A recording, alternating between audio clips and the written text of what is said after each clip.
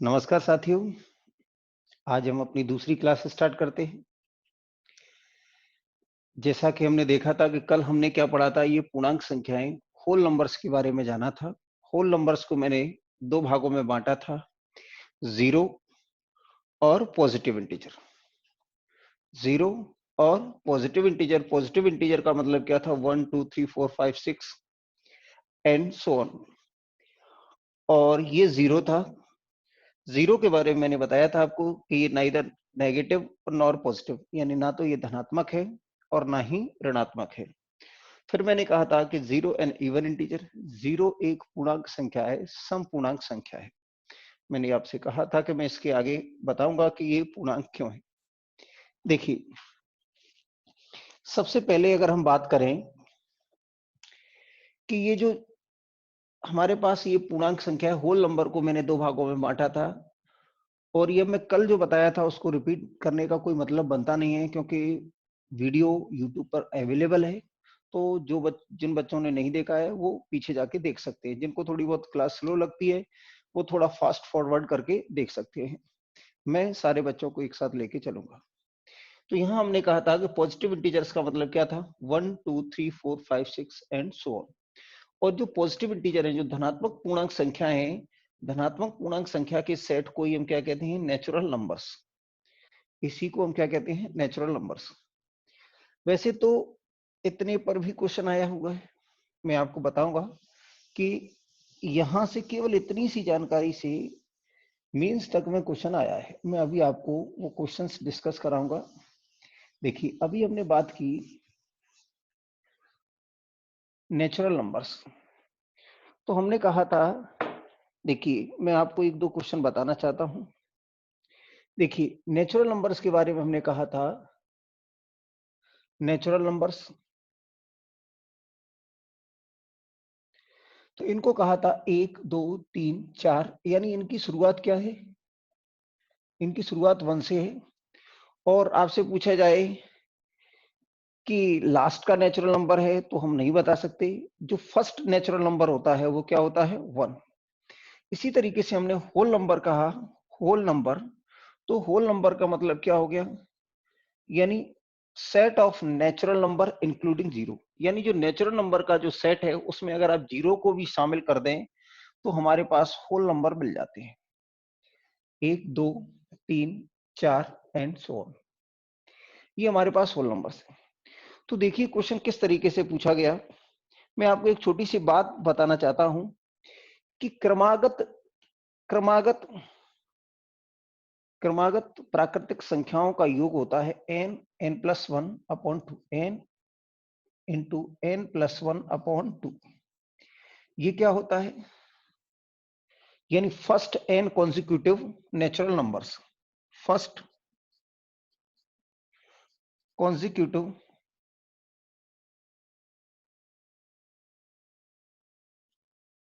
Natural numbers.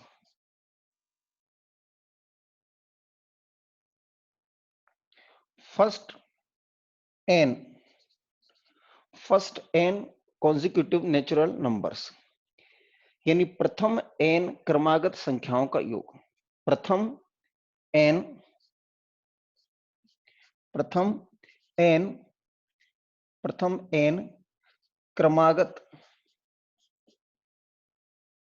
संख्याओं का, क्रमागत प्राकृतिक संख्याओं का योग, संख्याओं का योग, n इंटू n+1/2। ठीक है। देखिए मैं आपको एक दो क्वेश्चन बताता हूं कि इन पर क्वेश्चन कैसे आए हुए हैं। देखिए, ये क्वेश्चन आपसे कहा गया है, इसमें लिखा हुआ है, देखिए 2000 ये आया है 2017 के एसएससी मेंस में, एसएससी सीजीएल मेंस 2017 में जो क्वेश्चन है आपको मैं बता देता हूं, लिख देता हूं। ये लिखा हुआ, what is the unit digit of,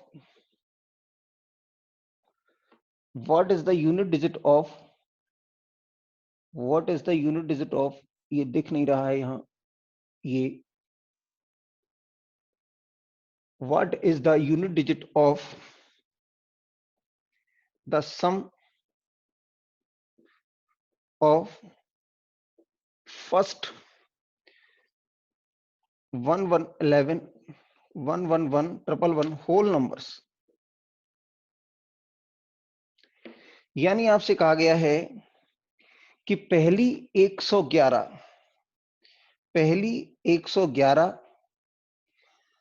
पूर्णांक संख्याओं के योग का इकाई का अंक बताएं। पहली 111 पूर्णांक संख्याओं के योग का इकाई का अंक बताएं। ये आया है एसएससी सीजीएल मेंस 2017 में। एसएससी सीजीएल मेंस 2017 में। यानी ये संख्याएं देखिए, तो आपसे कहा गया है कि ये क्या है, होल नंबर्स हैं।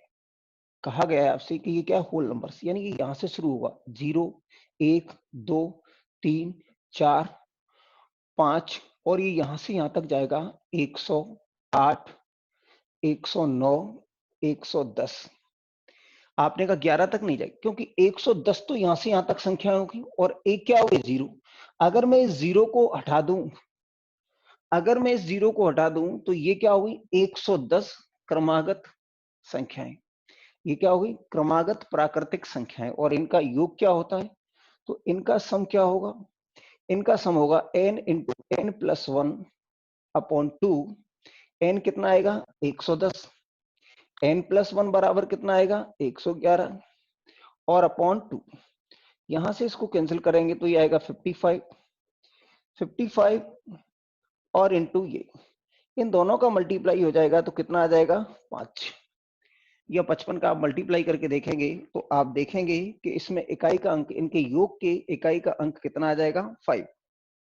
वैसे तो हम यूनिट डिजिट के बारे में आगे एक टाइप है वो तो एक टाइप में पढ़ेंगे, लेकिन यहाँ मैं बताना चाह रहा हूँ कि आपको होल नंबर और नेचुरल नंबर के बारे में अगर क्लियर इंफॉर्मेशन है तो आप इस तरह से इस क्वेश्चन को कर सकते हैं। हमसे कहा है what is the sum of the first 111 111 whole numbers का है। तो हम कह सकते हैं इसमें कि ये एक और ये 110 111, जीरो को जोड़ने से कोई अंतर आएगा नहीं, इसलिए हम कह सकते हैं कि जितना पहली 110 संख्याओं का योग होगा, क्रमागत संख्याओं का, प्राकृतिक संख्याओं का योग होगा, वही योग 111 होल नंबर्स का होगा, इसलिए इसके इकाई का अंक कितना आ जाएगा, 5।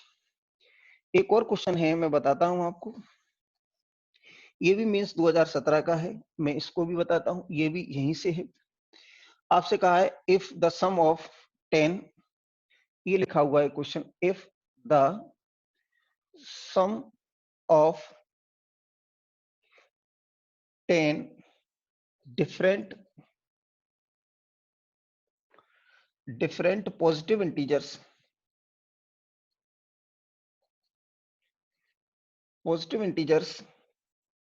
is 100,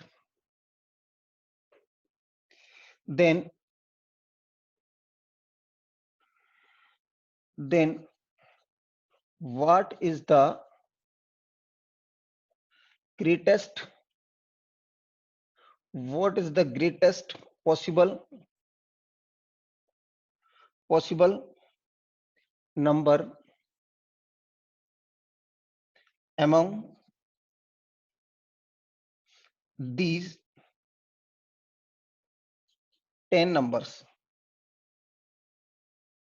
यहां इस वाले के ऑप्शन थे हमारे पास 4 6 5 और ये 0, ठीक है ना। अब हमसे इसको हिंदी में कहेंगे कि आपसे कहा गया है, देखिए इसमें लिखा हुआ है पॉजिटिव इंटीजर्स। अभी अभी मैंने बताया था आपको कि पॉजिटिव इंटीजर्स का मतलब क्या होता है, नेचुरल नंबर्स। तो यहाँ आपसे कहा है if the sum of first 10 different positive integers is 100, then what is the greatest possible number among these 10। यानी इसको अगर हिंदी में लिखेंगे तो हमसे कहा गया है कि 10 धनात्मक पूर्णांक संख्याओं का योग 100 है। 10 विभिन्न, क्योंकि अलग अलग है, कैसी है ये, डिफरेंट है, यानी 10 भिन्न भिन्न संख्याओं का, 10 भिन्न भिन्न संख्याओं का, 10 भिन्न भिन्न धनात्मक पूर्णांक संख्याओं का, 10 भिन्न भिन्न धनात्मक पूर्णांक संख्याओं का योग 100 है। 10 भिन्न भिन्न धनात्मक पूर्णांक संख्याओं का योग 100 है, तो इनमें सबसे बड़ी संख्या बताएं। तो इनमें सबसे बड़ी संभव संख्या बताएं। तो इनमें सबसे बड़ी संभव संख्या बताएं। देखिए, तो इनमें सबसे बड़ी संख्या बताएं, संभव संख्या बताएं। तो हमने कहा कि पॉजिटिव इंटीजर से, देखिए, तो ये पॉजिटिव इंटीजर्स हैं, वो सभी से कैसे हैं? डिफरेंट। ये पॉजिटिव इंटीजर्स हैं, देखिए, धनात्मक पूर्णांक को मैंने बताया था कि 1, 2, 3 और ये आगे, ठीक है ना? 1, 2, 3 और ये आगे। तो आपसे कहा गया है कि इसमें 10 अलग अलग संख्या हैं जिनका योग कितना है? 100। हम कह सकते हैं कि 1, 2, 3, 4 और ये कहां तक जाएगा? ये 9। और प्लस मैंने ये 10वीं संख्या क्या कह दी? x। ठीक है ना? तो ये कितना हो गया? 100। 9 संख्याएं होंगी एक से, क्योंकि धनात्मक पूर्णांक है तो इसमें जीरो नहीं आएगा। आएगा क्या? नहीं आएगा। तो इन संख्याओं का योग देखेंगे तो क्या आएगा? हम जानते हैं कि ये n नेचुरल नंबर है, तो आप n+1 यानी 9+1 और अपॉन कितना आएगा? 2 और प्लस x बराबर कितना आएगा? 100। यहां आप देखेंगे ये कितना हो जाएगा? ये 10 हो जाएगा, तो ये कितना आएगा? 5। यहां से कैंसिल करेंगे तो 45 और प्लस x बराबर 100। तो x बराबर कितना आएगा? 55। x बराबर क्या आएगा? 55। ये 45 वहां जाएगा तो 100 में से 45 चला गया तो कितना आएगा? 55। ये भी मीन्स 2017 में आया है। यानी यही हमारे पास ग्रेटेस्ट पॉसिबल नंबर है, यही सबसे बड़ी संभव संख्या है। ठीक है ना? तो ये हो गया। इसके ऑप्शन भी मैं लिख देता हूं। इसके ऑप्शन थे हमारे पास 45, 91, 50, 64। कई बच्चों के मन में आ रहा होगा मैं तो 9 संख्याएं ले लूंगा, 1 1 1 1, तो 9 हो जाएगा। 9 का योग, 9 एक एक बार जोड़ेंगे तो 9 और 91 तो 100। लेकिन ये याद रहे, उसने कहा है कि ये डिफरेंट नंबर्स हैं, ये डिफरेंट पॉजिटिव इंटीजर्स हैं, अलग अलग संख्याएं। इसलिए मैंने कहा कि अगर ये मुझे मैक्सिमम चाहिए, अगर ये मुझे मैक्सिमम चाहिए तो ये कम से कम लेना हो, जितना पॉसिबल हो उतना क्या लें इनको? कम।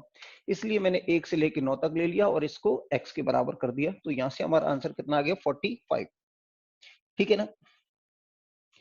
देखिए, इसी में एक और क्वेश्चन है, वो भी प्रीवियस में आया हुआ है। देखिए, अगला क्वेश्चन मैं और बताता हूं इसी पे। हमें लगता है कि इनसे क्वेश्चन आते हैं कि नहीं आते हैं। कल क्योंकि मैं केवल और केवल बता गया था, उस पर मैंने कोई क्वेश्चन बताए नहीं थे। देखिए, अगर मैं इसमें एक और क्वेश्चन आपसे कहूं,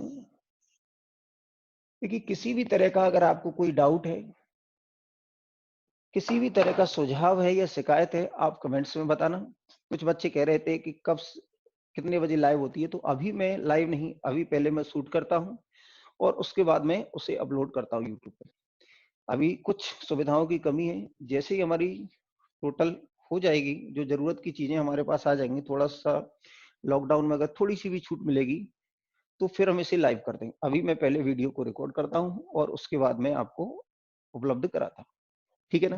तो जैसी भी आपकी, जिस तरह की भी आपकी शंकाएं हैं, सुझाव हैं, शिकायतें, आप कमेंट्स में बताएं, मैं उनको फुलफिल करने की कोशिश करूंगा। देखिए, एक क्वेश्चन आया है कि एक लड़के ने a boys added all natural numbers from 1 to 10। देखिए, ये क्वेश्चन है। क्वेश्चन क्या है ये? अ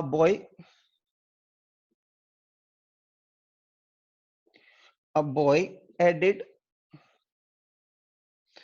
all natural numbers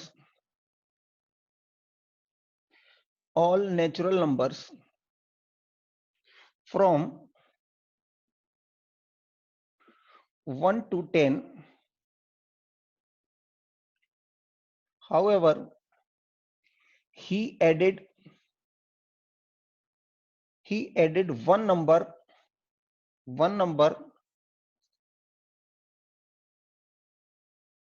twice, due to which the sum become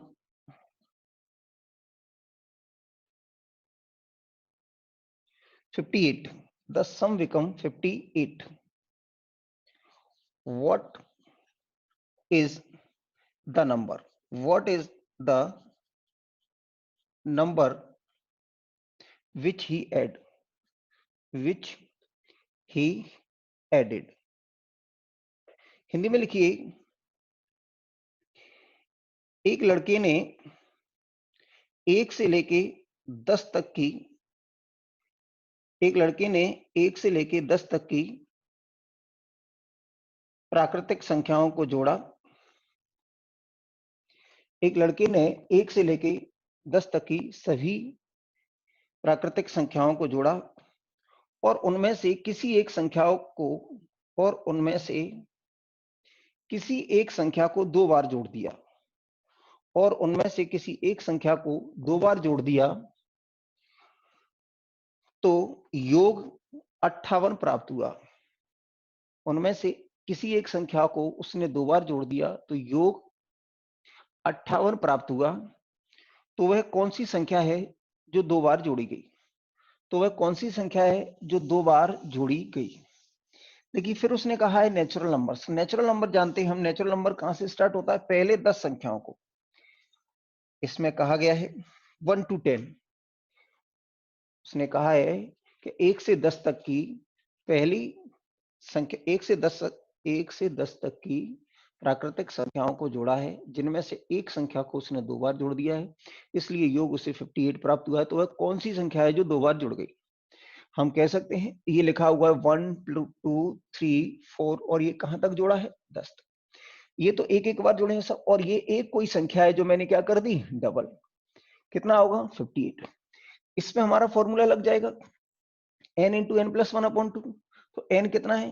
तो n हमारे पास कितना हो जाएगा? 10 और n प्लस 1 तो 10 और 1 11/2 और प्लस x बराबर कितना आएगा? 58। अगर यहां देखेंगे तो कितना आएगा? 11। ये कितना है? 11 गुना 5 55। तो 55 प्लस x बराबर 58। ये वहां चला जाएगा तो x बराबर कितना आएगा? तो x बराबर आएगा 3। ऑप्शन हमारे पास थे 3 4 7 और ये 8।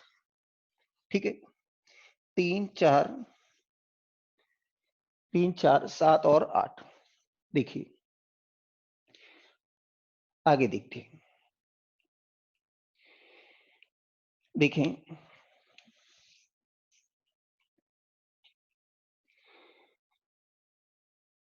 आप नोट कर लेंगे, नोट करने में ज्यादा समय लगेगा नहीं। आप पॉज कर सकते हैं, स्टॉप करके भी उसे नोट कर सकते हैं। अगर कुछ किसी भी तरह की आपको परेशानी हो तो आप कमेंट सेक्शन में जरूर बताएं। देखिए, अगर हम कहें, इसमें हमने क्या देखा था कि नेचुरल नंबर, हमने होल नंबर को डिवाइड किया था दो में। नेगेटिव इंटीजर्स, सॉरी इंटीजर्स को मैंने 2 भागों में डिवाइड किया था। ये जो था इधर नेगेटिव इंटीजर्स और या होल नंबर को 0 और नेचुरल नंबर्स में, और या पॉजिटिव इंटीजर्स में। और जो पॉजिटिव इंटीजर्स थे वही हमारे क्या थे? जो पॉजिटिव इंटीजर्स थे वही हमारे नेचुरल नंबर्स थे। तो जैसे मैंने कहा कि ये लिखा हुआ है नेचुरल नंबर्स। नेचुरल नंबर्स ये हमारे पास प्राकृतिक संख्याएं हैं। ये प्राकृतिक संख्याओं का अगर मैं डिवीजन करूं, देखिए अगर मैं प्राकृतिक संख्याओं का अगर मैं डिवीजन करूं, यहां देखिए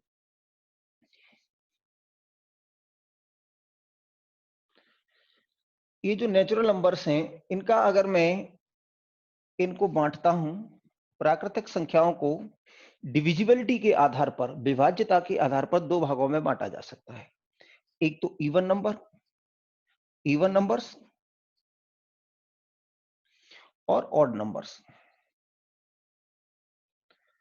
इवन नंबर्स और ऑड नंबर्स यानी हम कह सकते हैं सम संख्याएं और विषम संख्याएं और विषम संख्याएं।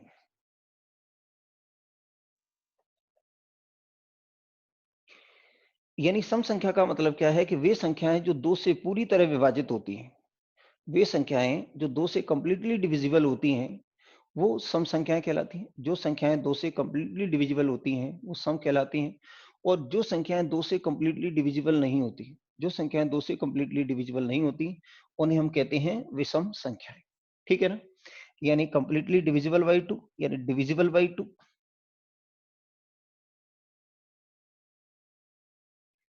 और ये क्या हो गया, नॉट डिविजिबल बाई 2।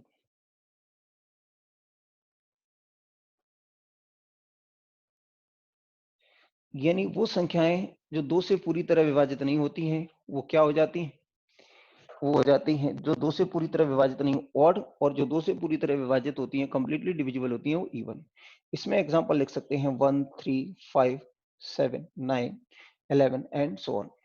ठीक है ना, यहां हम कह सकते हैं 0 2 4 8 12 20 28 और बहुत सारी। जीरो को मैंने कहा कि जीरो एक इवन नंबर है, हमने इसको इंटीजर में तो बांटा ही था, तो इंटीजर से तो ये निकला ही है, इंटीजर का जो क्लासिफिकेशन किया था उसमें जीरो आया था। अब हम बता रहे हैं आपको कि ये जीरो, तो मैं आपको 2-4 प्रॉपर्टी ऐसी बताऊंगा जिससे ये प्रूफ हो जाए कि ये जीरो एक सम संख्या है। देखिए, अब हम बात करते हैं कि जीरो क्या है। थोड़ी देर के लिए हम जीरो पे बात करते हैं कि जीरो एक सम संख्या है, यानी जीरो जो है वो इवन नंबर की सारी प्रॉपर्टी को फुलफिल करते हैं। जैसे ये लिखा हुआ है 6, 2 से डिवाइड होता है कंप्लीटली, हाँ 3 से भी होता है। तो हमें केवल ये मतलब होता है कोई 3 से हो 5 से हो इससे मतलब नहीं है। अगर कोई सम संख्या है तो वो कितने से डिवाइड होनी चाहिए, 2 से। अगर कोई सम संख्या है तो वो कितने से डिवाइड होनी चाहिए, 2 से। 2 के अलावा वो किसी से भी होती है, इससे हमें मतलब नहीं है। तो ये जो जीरो है हमारी, ये जीरो तो सभी नंबर से डिवाइड होता है। इसको 2 से डिवाइड कर दो, कितने टाइम्स डिवाइड होगा, 0 टाइम्स। आप इसको किसी भी संख्या से डिवाइड कर सकते हैं। तो ये 2 से डिवाइड हो रही है, इसका मतलब ये क्या है, इसका मतलब ये इवन है। आपने कहा कुछ मजा नहीं आया, कोई बात नहीं। मैंने कहा कि ये हमारे पास सीरीज है, जैसे मैंने कहा ये 4 6 8। आप देख रहे हैं कि इसमें दो जोड़ा, किसी भी सम संख्या में अगर आप दो जोड़ देते हैं, किसी भी सम संख्या में दो जोड़ देंगे तो सम संख्या प्राप्त होगी। जैसे यहां दो जोड़ दिया, सम संख्या मिली। यहां इसमें दो जोड़ दिया, सम संख्या मिली। यहां इसमें दो जोड़ देंगे, क्या मिलेगी, सम संख्या। अगर मैं इसमें पीछे ले जाऊं, इसमें दो घटा दिया तो क्या मिलेगी, सम संख्या। दो और घटा दिया तो भी क्या मिलनी चाहिए, सम संख्या। फिर दो और कम कर दिया तो क्या आएगा, -2। तो ये भी क्या है, इवन नंबर। तो यानी ये जो हमारी सीरीज है, यानी इवन नंबर वाली सीरीज है, उसमें जीरो है। आप देखेंगे ऑड नंबर वाली में नहीं है। किसी भी ऑड नंबर में, जैसे मान लीजिए मेरे पास 11 है, इसमें अगर मैंने दो जोड़ दिया तो क्या मिलेगा, 13। तो ऑड नंबर में दो जोड़ देंगे तो ऑड मिलेगा, और इवन नंबर में अगर मैं दो जोड़ देता हूं तो क्या मिलेगा, इवन। इसमें दो जोड़ दिया 13, फिर इसमें दो जोड़ दिया तो 15, फिर इसमें दो जोड़ दिया तो कितना हो गया, 17। यानी यहां हमें क्या मिल रहा है, ये यहाँ क्या मिल रहा है, यहाँ सभी में हमें दो दो जोड़ने पर क्या मिलता है, ऑड। अगर ऑड में दो जोड़ते हैं तो ऑड ही मिलता है। इसको पीछे ले जाएंगे 9, फिर कितना आएगा 7, फिर कितना आएगा 5, फिर कितना आएगा 3, फिर कितना आएगा 1, और फिर कितना आएगा -1। तो इसमें इस सीरीज में हमें कहीं भी जीरो नहीं मिला, इस सीरीज में हमें कहीं भी जीरो नहीं मिला। यानी जीरो किस सीरीज में है, इवन नंबर्स की सीरीज में जीरो है, और नंबर्स वाली में नहीं है। इसलिए मैं कह सकता हूं कि जीरो एक सम संख्या है। जीरो एक सम संख्या है। देखिए, जीरो एक सम संख्या है। इसके अलावा अगर मैं देखूं, हमारे पास कुछ इवन ऑड वाली प्रॉपर्टी होती है। जैसे मैंने कहा कि अगर आपसे कहा इवन और प्लस इवन, ई फोर क्या है, सम प्लस सम, तो ये होता है सम। आपने कहा समझ में नहीं आया, देखो 2 और 4 कितना हो गया, 6, सम है। ये प्रॉपर्टी होगी, यानी सम और सम संख्याओं को जोड़ेंगे तो सम संख्या प्राप्त होती है।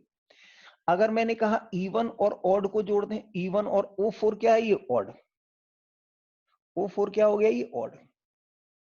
नहीं तो आप जीरो समझ लें। तो इवन और ऑड को जोड़ देंगे तो ऑड मिलता है। आपने कहा कैसे, जैसे मैंने यहाँ इवन ले लिया 2 और ऑड ले लिया कितना, ये तो कितना मिला, ये 5। ठीक है, ऑड और ऑड को जोड़ दें, odd plus odd, odd plus odd को अगर जोड़ दें तो हमें क्या मिलना चाहिए, इवन। मैंने कहा ये 3 और ये कितना, 5, कितना हो गया, 8। अब ये यही प्रॉपर्टी है वो मैं 0 पे लगा के देखता हूं कि ये 0 पे सेटिस्फाई हो रही है या नहीं हो रही। तो आप देखेंगे कि अगर इन्हीं प्रॉपर्टी को, जैसे मैंने कहा कि E1 प्लस E1, तो E1 प्लस E1 यानी 2 और प्लस 0 बराबर क्या हो गया 2।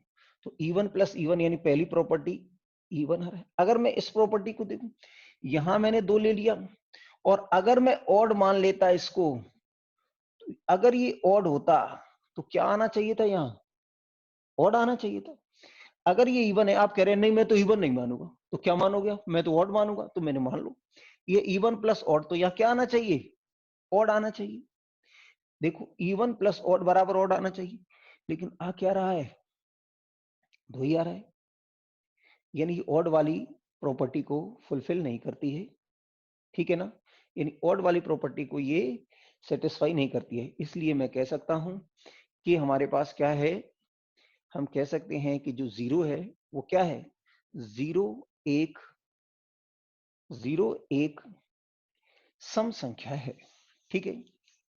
इस पे एक क्वेश्चन कर लेते हैं, इवन ऑड वाली प्रॉपर्टी पे, ये जो मैंने बताई हैं इन पे एक क्वेश्चन आया हुआ है, मैं आपको बताता हूं।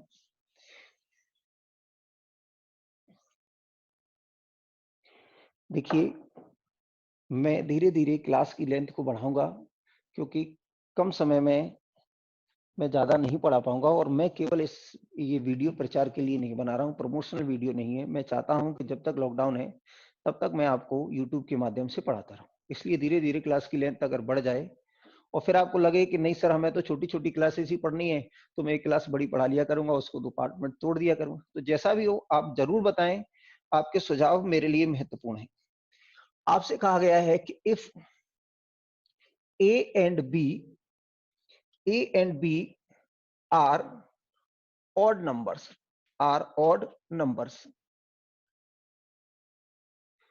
ए and B are odd numbers, ऊपर दिख नहीं रहा है, if A and B are odd numbers then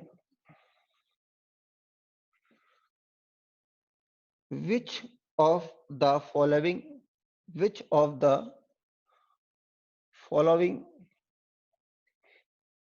is even। Option क्या क्या है, पहले तो हिंदी में आप लिख लें इसी। यदि ए और बी दो विषम संख्याएं हैं, यदि ए और बी दो विषम संख्याएं हैं, यदि ए और बी दो विषम संख्याएं हैं, तो निम्न में से कौन सा एक सम होगा। Then which of the following is even, तो निम्न में से कौन सा सम होगा। पहला ऑप्शन क्या है, ए प्लस बी और प्लस ए बी। दूसरा है, ये लिखा हुआ है ए प्लस बी माइनस 1। तीसरा ऑप्शन है कि ये लिखा हुआ है ए प्लस बी प्लस 1। और चौथा है ए प्लस बी प्लस 2ab। यानी आपसे कहा है कि कौन सा है जो इवन देगा, यानी ये लिखा हुआ ए प्लस बी और ये माइनस 1। यानी ये जो रिजल्ट है, ये चारों ऑप्शनों में से कौन सा रिजल्ट है जो क्या देगा, इवन कौन सा देगा।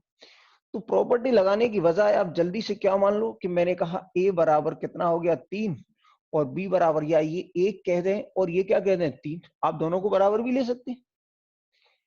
अगर हम चाहें ऑड है, ये दोनों ऑड नंबर्स हैं, तो मैं दोनों को 1 1 ले लेता हूं, ये लो ये दोनों ऑड है, तो ये क्या आएगा 1 प्लस 1 और ये 1 इंटू 1, यानी ये ओवरऑल कितना आएगा 3। ये 1 प्लस 1 प्लस 1, ये भी क्या है, ये भी ऑड आया, ये भी ऑड आया। यहां देखेंगे ये कितना आएगा 1 प्लस 1 माइनस 1, ये भी क्या हो गया 0। यहां देखेंगे आप 1 प्लस 2 इंटू 1 इंटू 1, यानी ये कितना आएगा 2 प्लस 2 बराबर क्या हो गया 4, और 4 इज क्या है इवन। यही हमारा क्या है सम संख्या, यही क्या है हमारी सम संख्या। तो कौन सा ऑप्शन सही हो गया, डी। तो यानी इन प्रॉपर्टी पर भी ये भी कभी ना कभी आया हुआ क्वेश्चन है। यानी मैं आपसे कहूं, आपसे कहा था कि दो, ये ए और बी दो क्या थी, विषम संख्याएं थी, तो कौन सा विकल्प सम देगा, कौन सा विकल्प है जो सम देगा। तो मैंने यहाँ 1 और 1 मान के कर लिया। ये माना मैंने कहा a बराबर 1 है और b बराबर 1।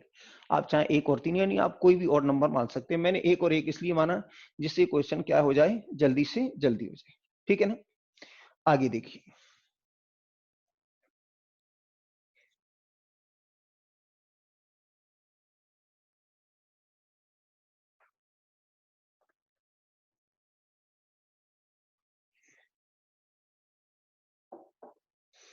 अब मैं बात करता हूं, देखिए थोड़ी देर के लिए अगर मैं बात करूं आपसे, ये नेचुरल नंबर्स,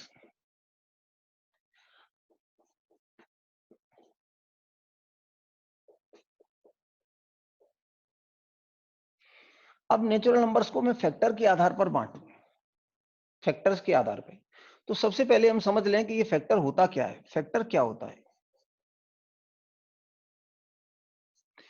फैक्टर का मतलब क्या होता है? जैसे मैंने कहा 12, 12 को मैं लिख सकता हूं 1 गुना 12, इसको लिख सकता हूं मैं 2 गुना 6, इसको लिख सकता हूं 3 गुना 4। यानी 12 को लिखने के इतने तरीके हो सकते हैं, यानी 12 को गुणनफल के रूप में लिखने के कितने तरीके हो सकते हैं? 1 गुना 12, 2 गुना 6 और 3 गुना 4। यानी इन 3 तरीके से लिखा जा सकता है। यानी कुल मिलाकर 12 के ये जो लिए हुए हैं, ये क्या है? फैक्टर्स। ये क्या है? ये फैक्टर्स। अगर मैं फैक्टर्स की बात करूं तो हमने कहा 12 के फैक्टर कितने हो गए? 1 2 3 4 5 6। यानी कुल मिलाकर 12 के फैक्टर कितने हो गए? कितने हो गए? 6। मैं कोई और संख्या ले लेता हूं। मैंने कहा कि ये लिखा हुआ हमारे पास 15 है। 15 के फैक्टर देखें तो 1 गुना 5 और 3 गुना 1 गुना 15, 3 गुना 5। आपने कहा किसी और के गुणनफल के रूप में लिखा जा सकता है, तो मेरा आंसर होगा नहीं। आप बताना। यानी ये इसके कितने, ये नंबर ऑफ फैक्टर 1 2 3 4, यानी इसके 4 हैं, ठीक है ना, और इसके कितने हैं? 6 हैं।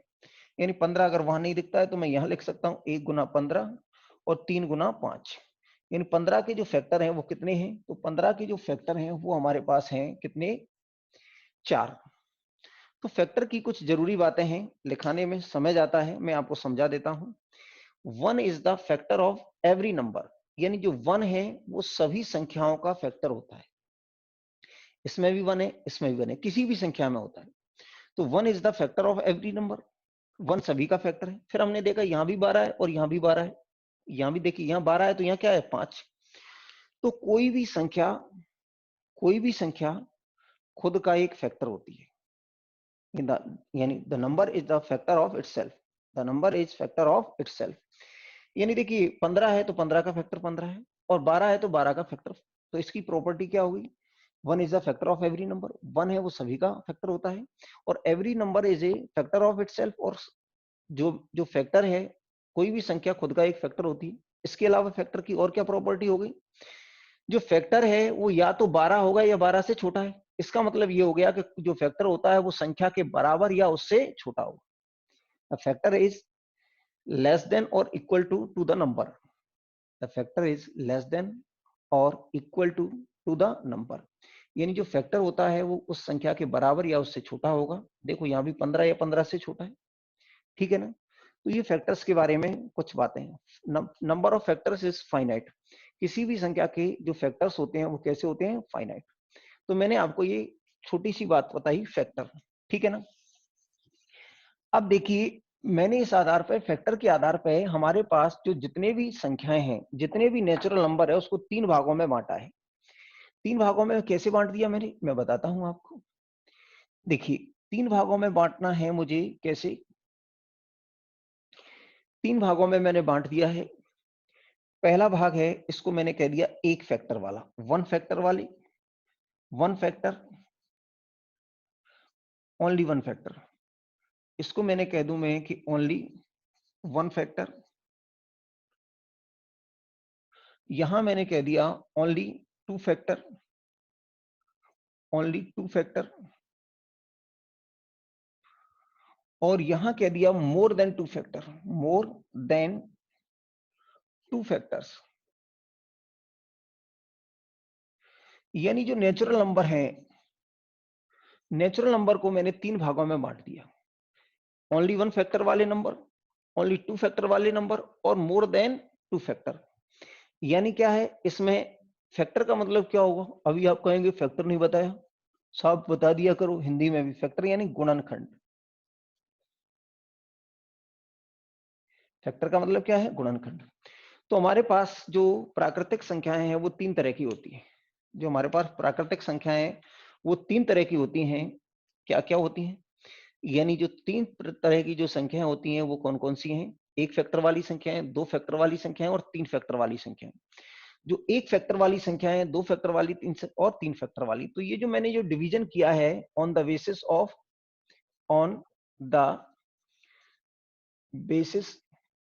ऑफ फैक्टर, ठीक है ना? यानी वो वहां मैंने लिखा हुआ है, देखिए यहां लिखा हुआ है, देखिए ये वन फैक्टर वाली संख्या यानी ये वन है, केवल वन। देखिए ये क्या है? वन। ये क्या है? वन। यानी इसमें केवल only one factor, only one factor. इसमें कौन आ गया? Only one factor.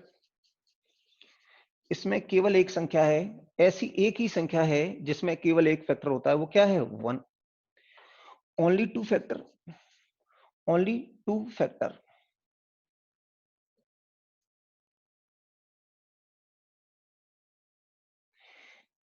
जो ओनली टू फैक्टर है ऐसी कौन सी संख्या है? दो, तीन, पांच, सात, नौ नहीं, 11 है, 13 है, और भी आगे इस पर मैं बात करूंगा। तो ऐसी संख्याएं जिनमें केवल दो फैक्टर होते हैं उनको कहते हैं प्राइम नंबर्स। Prime numbers.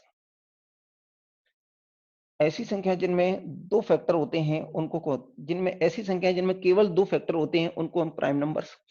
ये क्या है कि जिनमें केवल ऐसी संख्याएं जिनमें एक फैक्टर होता है, एक गुणनखंड है, तो वो एक है, इसको कभी कभी हम यूनिटी भी कहते हैं। इसका एक का मतलब क्या होता है? यूनिटी। यूनिटी माने एकता। एकता यानी इसमें कुछ दूसरा है ही नहीं, बिल्कुल जुड़े हुए हैं, तो इसमें एक ही फैक्टर है। ये प्राइम नंबर का मतलब होता है अभाज्य संख्याएं। अभाज्य संख्याएं, अभाज्य संख्याएं यानी ऐसी संख्याएं जिनमें केवल दो फैक्टर होते हैं। वो फैक्टर क्या क्या होंगे मैं अभी बात करता हूं आपसे। अब हमसे कहा गया है कि दो से ज्यादा फैक्टर वाली संख्याएं, दो से ज्यादा फैक्टर वाली संख्याएं। तो दो से ज्यादा फैक्टर वाली संख्याएं, more than two factors, more than two factors. More than two factors इसका मतलब क्या होगा? इनको कहते हैं कंपोजिट नंबर। ऐसी संख्याएं जिनमें दो से ज्यादा फैक्टर होते हैं, दो से ज्यादा फैक्टर वाली संख्याएं। ये लिखा हुआ है दो से ज्यादा फैक्टर वाली संख्याएं, दो से ज्यादा फैक्टर वाली संख्या, इनको कहते हैं कंपोजिट नंबर,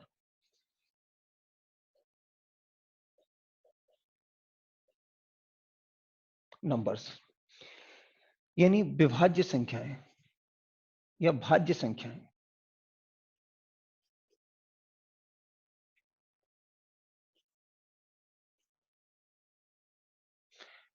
इसका एग्जांपल मैं लिख सकता हूं, 4 है, 6 है, 8 है, 9 है। मैं बता सकता हूं ये कितना है। ये एक है, तो एक में केवल एक ही फैक्टर होता है। ये जो हमारा वन है इसमें कितना फैक्टर होता है? केवल एक। जैसे मेरे पास दो लिखा हुआ है तो मैं यहां बताता हूं कि ये प्राइम नंबर्स हैं। ये जैसे प्राइम नंबर मैंने बताया है कि प्राइम नंबर में क्या है, तो प्राइम नंबर्स मैंने लिखा हुआ है उसमें दो लिखा हुआ है, तो दो का फैक्टर दो गुना एक। आपने कहा तीन का फैक्टर कितना है? तीन गुना एक, और कोई हो नहीं सकता। पांच का फैक्टर कितना है? पांच गुना एक। सात का फैक्टर कितना है? सात गुना एक। कोई और हो तो आप बताना। और इसके बाद 11 का फैक्टर कितना है? 11 गुना एक। यानी इसमें दो फैक्टर होते हैं, और वो फैक्टर क्या क्या होते हैं? एक तो जो संख्या है वो खुद, और वन। यानी इसमें दो फैक्टर होते हैं, वो कौन कौन से? One and itself. यानी इसमें केवल दो फैक्टर होते हैं, वो कौन कौन से होते हैं? एक तो वन होगा और एक वह संख्या खुद होगी, यानी वन एंड इटसेल्फ। ठीक है, मैं इसकी डेफिनेशन के बारे में भी बात करूंगा, लेकिन वक्त की कुछ सीमाएं हैं। आप लंबे वीडियो नहीं देख सकते। अगर देख सकते हैं तो मुझे जरूर कमेंट सेक्शन में बताएं, तो मैं इस वीडियो की लेंथ 1 घंटे भी कर सकता हूं, मुझे कोई परेशानी नहीं। जैसे मैंने कहा इसमें कितने फैक्टर हैं, तो चार में फैक्टर कितने आएंगे? एक गुना चार, और कितना आएगा? दो गुना दो। तो इसमें एक, दो और ये तीन फैक्टर हैं, ये तो सेम है। अगर मैंने कहा छह में क्या है, तो एक गुना छह और दो गुना तीन, इसमें चार फैक्टर हैं, एक दो तीन चार। आपने कहा आठ में कितने हैं, तो एक गुना आठ और दो गुना 4, इसमें भी 4 फैक्टर हैं। आपने कहा क्या सब में 4 ही 4 हो सकते हैं क्या? तो मैंने ये लिख दिया, ये लो 12, तो 1 गुना कितना 12, 2 गुना 6, और ये कितना हो गया हमारे पास, ये आ जाएगा हमारे पास कितना 3 गुना 4। ये लो इसमें मैंने एक 12 भी लिया है, 10 भी होगा। तो ऐसी संख्याएं जिनमें 2 से ज्यादा फैक्टर होती हैं वो विभाज्य संख्याएं कहलाती हैं, भाज्य संख्याएं कहलाती हैं, विभाज्य संख्याएं कहलाती हैं। ठीक है, ऐसी संख्याएं जिनमें 2 से ज्यादा फैक्टर होते हैं वो विभाज्य संख्याएं हैं। ऐसी संख्याएं हैं जिनमें केवल 2 फैक्टर होते हैं उन्हें प्राइम नंबर्स कहते हैं, और ऐसी संख्याएं जिनमें केवल 1 फैक्टर होता है उन्हें कहते हैं कंपोजिट नंबर। सॉरी, यहाँ ये 1 फैक्टर वाली यूनिटी, ये केवल 2 फैक्टर हैं, इनको कहते हैं प्राइम नंबर्स, और जिसमें 2 से ज्यादा फैक्टर होते हैं उन्हें विभाज्य संख्याएं। ठीक है ना? इसके बारे में मैं और आगे पढ़ाऊंगा, लेकिन मैं आपसे ये गुजारिश करता हूं कि आप मुझे कमेंट सेक्शन में जरूर बताएं आपको कैसा लग रहा है।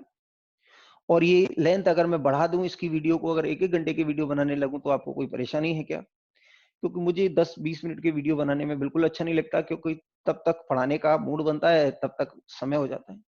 तो आप जैसा भी महसूस कर रहे हैं, अच्छा लग रहा है तो वो बताएं, बुरा लग रहा है तो वो बताएं, क्या बुरा लग रहा है, ये सारी चीजें बताएं।